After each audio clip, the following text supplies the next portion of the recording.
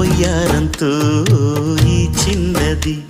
లాగిందు ఎందరిని నిలబడనీక ఎన్నో వంపులతో పొంగినది తనే మదిని ముంచిందో ఎవరికి ఎరుక తొలి పరిచయం ఒక తీయని కలగా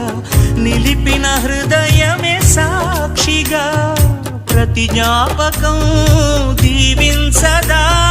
చెలి జీవితం వెలిగించగా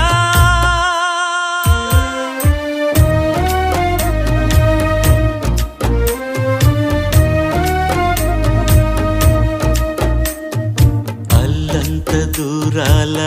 తారక కళ్ళెదుట నిలిచింద ఈ తీరుగా